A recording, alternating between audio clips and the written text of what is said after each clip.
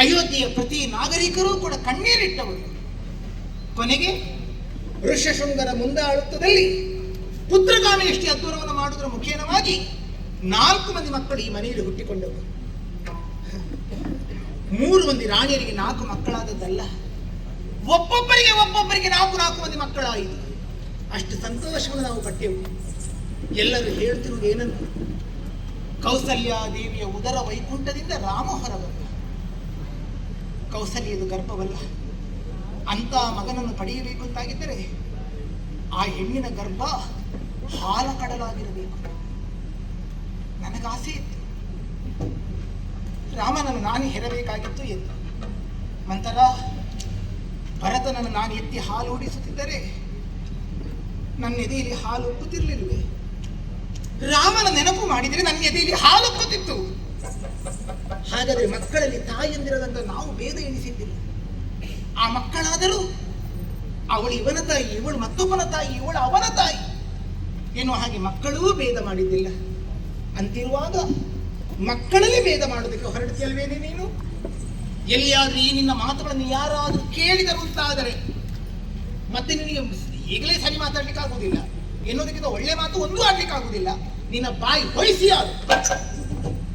ನಾನೇ ಬರ್ತಿದ್ದೆ ಸೂಜಿ ನೋಡಿ ಗೊತ್ತು ನನಗೆ ಹೊಲಿದೆ ಹೇಗೆ ಅಂತ, ಹೊಲಿದು ಹಾಕ್ತಿದ್ದೆ ನಿನ್ನ ಬಾಯಿಯನ್ನು.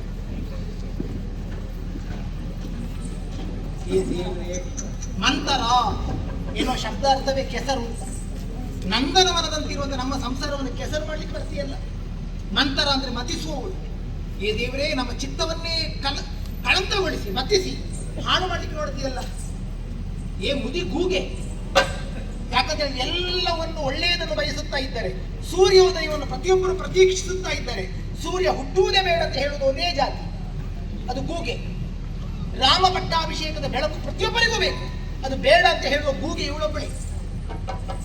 ಇನ್ನೊಂದುಂಟು ನಿನಗೆ ಬಿರುದುಗಳು. ಕಾಗೆ, ಯಾರಾದರೂ ಕಾಗೆಗೆ ಅಡುಗೆ ಮಾಡಿ ಬಡಿಸುವುದುಂಟ? ಅದು ಎಲ್ಲಿ ಹೊಲಸುಂಟು, ಎಲ್ಲಿ ಕೊಳಕುಂಟು, ಅದನ್ನೇ ಹುಡುಕುತ್ತಾ ಹೋಗುವುದು. ಆ ರೀತಿಯಲ್ಲಿ ಅದರ ಸ್ವಭಾವ ಅಂತ ಕೊಳಕು ಮಾಡುವುದಕ್ಕೆ ಬಂದವಳು. ಅದಕ್ಕಿಂತ ನಿನಗೆ ಒಳ್ಳೆಯ ಹೆಸರು ಯಾವುದು ಗೊತ್ತಾ ನಿನಗೆ? ನಾಯಿ. ಸೊಕ್ಕಿದ ಹೆಣ್ಣೆಂದವಳು, ಸೊಕ್ಕಿದ ಹೆಣ್ಣೆಂದವಳು ಜಕ್ಕುಲಿದೆ ಹೋಗು ನಾಯಿ. ನಾಯಿ ಸುಮ್ಮನೆ ಇರಲು.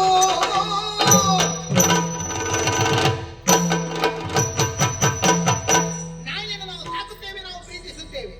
ಆದ್ರೆ ನಾಯಿಯ ಸ್ಥಾನ ಯಾವುದು? ಮನೆಯ ಅಂಗಳ. ನಾವೇ ಸಾಕಿದ ನಾಯಿ ಆದ್ರೂ ಅಂಗಳ ದಾಟಿ ನಮ್ಮ ಚಾವಡಿಗೆ ಬಂದ್ರೆ ನಾವೇ ಕೋಲ್ ಹಿಡಿದು ಬಡಿಯುತ್ತೇವೆ. ಆ ಜಾತಿಯವರು. ನನ್ನ ಕಾಲಬುಡದಲ್ಲಿ ಬಿದ್ದುಕೊಂಡಿರಬೇಕಾದವಳು ನನ್ನ ಸಂಸಾರದಲ್ಲಿ ಹುಳಿ ಹಿಂಡುವುದಕ್ಕೆ ಬಂದೆ ಅಂತಾದ್ರೆ ಸೊಕ್ಕಿದ ಹೆಣ್ಣು ನೀನು. ಈ ಕೈಕೆಯ ಅಂತಪುರದ ಋಣ ನಿನಗೆ ತೀರಿತು. ಹೊರಡು, ಹೋಗು, ಹೋಗಲಿ.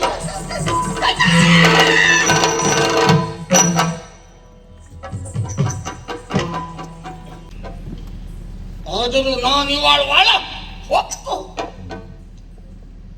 ಕದಡಲೇಬೇಕು, ನನ್ನ ಆಸೆ ಈಡೇರಲೇಬೇಕು. ದಾಸಿಯಾಗಿ ಬಂದು ಹೇಳಿದರೆ ನನ್ನ ಆಸೆ ಈಡೇರುವುದಿಲ್ಲ ಅಂತಾಯ್ತು. ಏನು ಹೌದು, ಮಾತೆಯಾಗಿ ಮಾತಾಡಬೇಕು. ಮಾತೆಯ ಮಾತಿಗೆ ಮಕ್ಕಳ ಮನಸ್ಸು ಅರಳುತ್ತದೆಯಂತೆ, ಮುದುಡುತ್ತದೆಯಂತೆ, ಕದಡುತ್ತದೆಯಂತೆ. ಅವಳ ಮನಸ್ಸಲ್ಲ ಕದಡಿ ನನ್ನ ಆಸೆ ಈಡೇರಿಸಿಕೊಳ್ಳಲೇಬೇಕು. ನಾನು ಮಾತೆಯಾಗಿ ಮಾತಾಡಬೇಕು.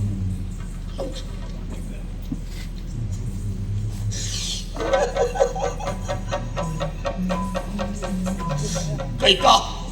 ಕತ್ತಿಗೆ ಕೈ ಹಾಕಿ ಹೊರ ನೋಡಿ ಕೋಣಿಯ ಬಾಗಿಲು ಹಾಕಿ ಮಂಚ ಸೇರಿ ಮಲಗಿದೆಯೇ ಮಗಳೇ? ಮಲಗು ಕೈಕಾ, ನನ್ನ ಮಗಳು ನೀನು ಸುಖವಾಗಿ ಮಲಗಿರಬೇಕು. ಅಲ್ಲ, ಸಂತೋಷವನ್ನು ಅನುಭವಿಸಬೇಕೆನ್ನುವುದೇ ನನ್ನ ಆಸೆ. ಆದರೆ ಕೈಕಾ, ಕೋಣೆಯ ಬಾಗಿಲು ಹಾಕು ಮಗಳೇ, ಕಿವಿಯ ಬಾಗಿಲು ಮಾತ್ರ ಹಾಕಬೇಡ ಕೈಕಾ. ಮಗಳೇ, ಕಿವಿಯ ಬಾಗಿಲು ಹಾಕಬೇಡ. ಹೇಳಿದೆಯಲ್ಲ ಕೈಕಾ, ಕಾಗೆ ಗೂಗೆ ಹೋಗೆ ಹಾಗೆ ಹೀಗೆ ಹೇಳು, ಬೇಸರ ಇಲ್ಲ ಕೈಕ. ಮಗಳಾದವಳು ತಾಯಿ ಹೇಳಿದ್ರೆ ಬೇಸರ ಯಾಕೆ ಹೇಳು? ನನ್ನ ರೂಪಕ್ಕನುಗುಣವಾಗಿ ನೀನು ಹೇಳಿದೆ. ಆದರೆ ಮುಂದರಿಸಿ ಮಾತುಗಳನ್ನು ನೀನು ಆಡಿದ್ದೇನೆ. ಮಕ್ಕಳು ನಾಲ್ವರೊಳಗೆ ಎನ್ನಳು ಭೇದ ಎತ್ತಿಲ್ಲದೆ ಇಲ್ಲ ಕೈಕ. ಕೈಕ, ನಾನು ಭೇದ ಇಕ್ಕಿದವಳಲ್ಲ, ಭೇದ ಇಕ್ಕುವವಳು ಅಲ್ಲ ಕೈಕ. ಭೇದ ಇಕ್ಕುವ ಮನಸ್ಸಿದ್ದರೆ ಮಕ್ಕಳು ಬಾಲ್ಯದಲ್ಲಿ ಆಟ ಆಡುತ್ತಿರುವಾಗ ಯಾರಿಗೂ ಕಾಣದಂತೆ ಕಚ್ಚಿದ್ದಕ್ಕೆ ಕೊಲ್ಲುತ್ತಿದ್ದೆ. ಭೇದ ಎಣಿಸಿದವಳು ನಾನಲ್ಲ, ಭೇದ ಎಣಿಸಿದವನು ಯಜಮಾನ. ನೆನಪಿತ್ತು. ಅದಲ್ಲ ಅಂತಾದರೆ ಕೈಕ, ರಾಮನ ಪಟ್ಟಾಭಿಷೇಕ ಎನ್ನುವುದು ಅಂತರಂಗದ ಭವನದಲ್ಲಿ ಮಾತಾಡುವ ವಿಷಯವೇನೆ ಅದು? ತಿಳಿದವರು ಹೇಳಿದ ಮಾತನ್ನು ನಾವು ತಿಳಿದುಕೊಳ್ಳಬೇಕು.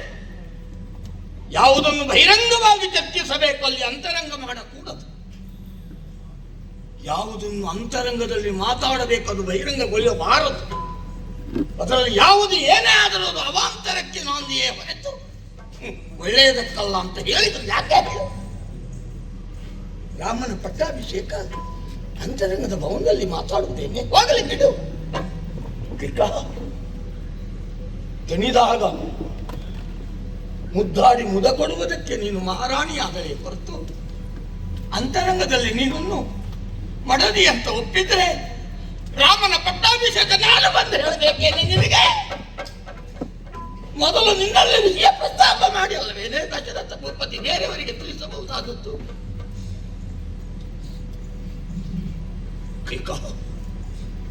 ಹೋಗಲಿ ಬಿಡು. ನಿಮ್ಮ ಗಂಡ ಹೆಂಡಿರ ಸಂಸಾರ ನನಗೆ ಯಾಕೆ ಹೇಳಿದೆಯಲ್ಲ, ನಿನಗೇನು ಗೊತ್ತೇ? ನಮ್ಮ ಸಂಸಾರದ ಸಂಗತಿ ದಶರಥ ಭೂಪತಿಯ 3 ಮಡದಿಯರು, 4 ಮಕ್ಕಳು, ದೇಹ 3, ಮನಸ್ಸು 1.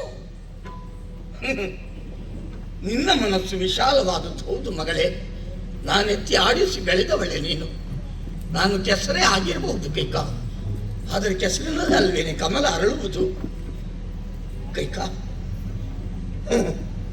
ನೀನು ನಿನ್ನ ಮಗ ಎದೆ ಹಾಲು ಉಣಿಸುತ್ತಿರುವಾಗ ಅಲ್ಲ, ನಿನ್ನ ಮಗ ಅಳುತ್ತಿರುವಾಗ ನಗುತ್ತಿರುವ ರಾಮನನ್ನ ಎಳೆದಪ್ಪಿ ಆಡಿಸಿದವಳು, ಅಳುತ್ತಿರುವ ಭರತನನ್ನು ನಾನು ಎತ್ತಿಕೊಂಡವಳು. ನಿನ್ನ ಮನಸ್ಸು ವಿಶಾಲವಾದುದು ಹೌದ ಕೈಕ, ಆದರೆ ಕೌಸಲ್ಯ ಮನಸ್ಸು ವಿಶಾಲವಾದದ್ದಲ್ಲ, ನೆನಪಿಟ್ಟುಕೋ. ವಿಷ ತುಂಬಿದ ಮನಸ್ಸು. ಅವಳಿಗೊಂದು ದುರ್ಬುದ್ಧಿ ದುರ್ಗುಣ ಮನೆ ಮಾಡಿಕೊಂಡುಂಟು. ತಾನು ನಡೆದ ಮಗ ರಾಮ, ಯಾರಿಂದ ಬೇಕಾದರೂ ಸಂತೋಷ ಪಡಬಹುದು, ಆದರೆ ರಾಮನಿಂದ ಎಲ್ಲವೂ ಸಂತೋಷ ಪಡಬಾರದು. ಅದಕ್ಕೆ ನಡೆದ ಘಟನೆ ಒಂದು ಮರೆತು ಹೋಯ್ತೇನೆ ಕೈಕ. ಯೋಚನೆ ಮಾಡು. ರಾಮನು ಬಾಲ್ಯದಲ್ಲಿ ಆಟದ ಅಂಗಳದಲ್ಲಿ ಆಡುತ್ತಾ ಇದ್ದಿತ್ತು. ಆಡುತ್ತಾ ಇರುವ ರಾಮನಿಗೆ ಬಾನಂಗಳದಲ್ಲಿರುವ ಚಂದ್ರ ಕಂಡಿದ್ದು. ಚಂದ್ರ ಅಂತ ರಾಮ ಹಠ ಮಾಡಿದ್ದು. ಹಠ ಮಾಡುತ್ತಿರುವ ರಾಮನನ್ನು ಸಂತೋಷ ಪಡಿಸುವುದಕ್ಕಾಗದೆ ಸಚಿರಂಗದವರೆಲ್ಲ ಸೋತದ್ದು. ಅಯ್ಯೋ,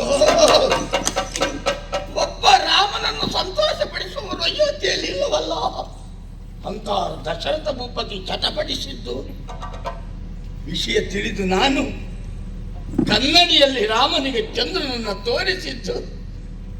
ಚಂದ್ರನನ್ನು ಕಂಡು ರಾಮ ಸಂತೋಷ ಪಟ್ಟದ್ದು. ಸಂತೋಷ ಪಡುತ್ತಿರುವ ರಾಮನನ್ನು ಎತ್ತಿ ಮುದ್ದಾಡಿಸುವುದಕ್ಕೆ ನಾನು ಮುಂದಾದದ್ದು. ನಂತರ ರಾಮ ನಾನು ಹಡೆದ ಮಗ, ಮುಟ್ಟಿದರೆ ಜಾಗ್ರತೆ ಅಂತ ಕೌಸಲ್ಯ ಕತ್ತೆತ್ತಿ ಕಣ್ಣರಳಿಸಿ ಬೇರಿಸಿ ನನಗೆ ಗದ್ದರಿಸಿದ್ದು. ನಾನು ತಲೆ ಕೆಳಗೆ ನಿನ್ನ ಬುಡದಲ್ಲಿ ಬಂದು ನಿಂತಿದ್ದು. ಕೌಸಲ್ಯ ಸಖೀರಲ್ಲ, ಕೈ ತಟ್ಟಿ ನಗಾಡಿಟ್ಟು ಎಲ್ಲವನ್ನು ಮರೆತು ಬಿಟ್ಟೇನೆ ಮಗಳೇ. ನಾನಾದರೆ ದಾಸಿಯಾಗಿ ನನ್ನ ಜೊತೆಯಲ್ಲಿ ಬಳುವಳಿಯಾಗಿ ಬಂದವಳೆ ನೀನು ಹಾಗಲ್ಲ ಕೈಕ. ಈ ನಾಡಿನ ಮಹಾರಾಣಿಯಾಗಿ ಹೊಸಲು ದಾಟಿದವಳೇ ನೀನು.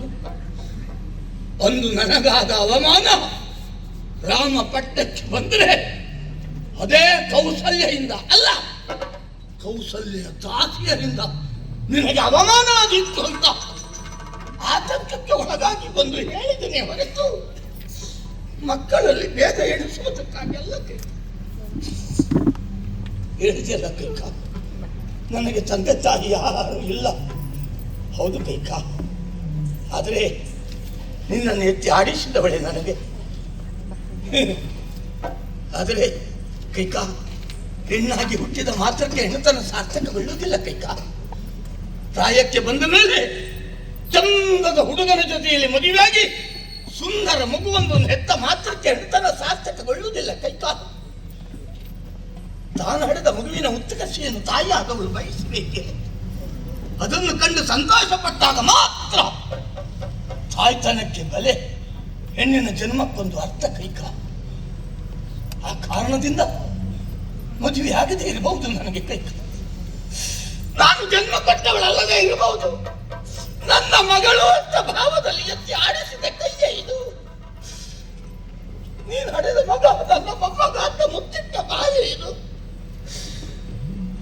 ನಿನ್ನ ಉತ್ಕರ್ಷೆಯನ್ನು, ನಿನ್ನ ಮಗನ ಉತ್ಕರ್ಷೆಯನ್ನು ಬಯಸಿ ನಾನು ಬಂದು ಹೇಳಿದ್ರೆ ತಾಯಿ ತಾಯಿ ಅಂತ ತಬ್ಬಿಕೊಳ್ಳುವ ನಿನ್ನ ಕೈ, ತಾಯಿ ಎಂದು ಕರೆಯುವ ನಿನ್ನ ಬಾಯಿ ಇವತ್ತು ನನ್ನನ್ನು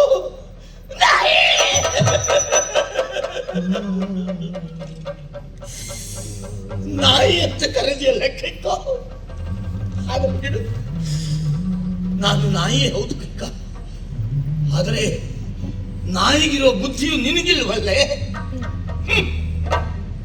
ಕೇಳು ಅಲ್ಲ ನೋಡು, ಬೀದಿಯ ಬದಿಯಲ್ಲಿ ಮರಿ ಹಾಕಿ ಮಲಗಿದ ನಾಯಿ ಆದರೂ ನಾವು ಹೋದರೆ ಗುರ್ರೆನ್ನುತ್ತದೆ, ಮರಿ ಮುಟ್ಟಿದ್ರೆ ಕಚ್ಚುತ್ತದೆ. ಯಾಕೆ ಹೇಳು? ತಾನು ಹೇಳಿದ ಮರಿ ತನ್ನ ಹಾಗೆ ತಿರುದು ತಿನ್ನಬೇಕೆನ್ನುವ ಆಸೆ ಯಾಕೆ ನಾಯಿಗೆ?